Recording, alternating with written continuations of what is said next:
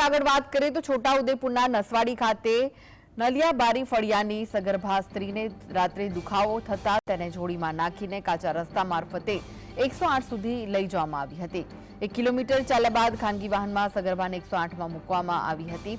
જોકે બાદમાં મહિલાએ મૃત બાળકને જન્મ આપ્યો। ઉલ્લેખનીય છે કે ગુજરાતના સુવર્ણ વિકાસની વાતો કરતા તંત્રને ગામડાઓની સ્થિતિ વિશે ખબર જ નથી અથવા તો જાણીને અજાણ થઈ રહ્યા છે।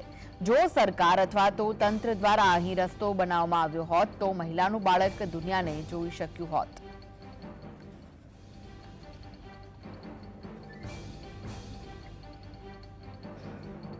એમ્બ્યુલન્સ આવી શકતી નથી, રોડ રસ્તાની સુવિધા નથી, એના કારણે ખાનગી વાહનને બોલાવ્યું અને નિશાણા ગામ સુધી ઉચકીને લઈ ગયા અને ત્યાં 108 આવી નિશાણા ગામ સુધી અને 108માં બેસાડીને ગોળબોરિયાદ દવાખાને લઈ ગયા।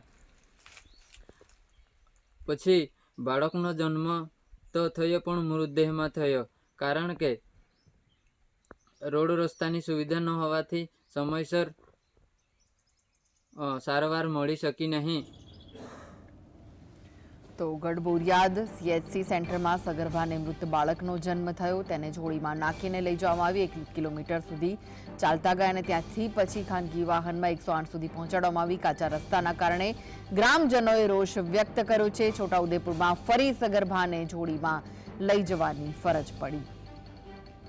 તો ગુજરાતના વિકાસની વાતો થાય છે, પરંતુ આ વાતો અહીં પોકળ સાબિત થતી લાગી રહી છે। કુંડાના નોલિયાબારા ફળિયાની આ ઘટના, જ્યાં સગર્ભાને પ્રસૂતિનો દુખાવો થતાં જ પરિવારજનો જોડીમાં નાખીને 1 કિલોમીટર ચાલ્યા હતા અને ત્યાંથી પછી 108માં તેને લઈ જવામાં આવી હતી। આ વિશે વધુ માહિતી માટે જોડાઈ ગયા છે સંવાદદાતા રફીક।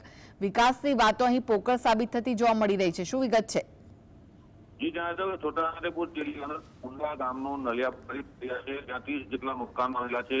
આ જે આદિવાસી વિસ્તારના રસ્તાઓ છે ત્યાં રસ્તા બનાવવામાં નથી આવતા। બીજી વાત છે, એક મહિલાને પ્રસૂતિનો દુખાવો પડતા 1 કિલોમીટર સુધી જોડીમાં નાખીને લાવવામાં આવી હતી। ત્યારબાદ ખાનગી વાહનમાં લઈ જવામાં આવી હતી અને ત્યાંથી 3 કિલોમીટર ખાનગી વાહનમાં લઈ જઈને એમ્બ્યુલન્સમાં લઈ જવામાં આવી હતી।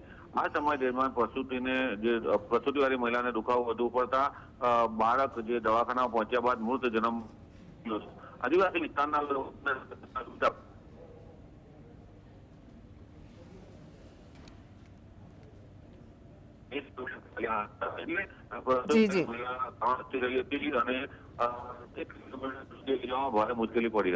જી, આભાર રફીક માહિતી આપવા માટે।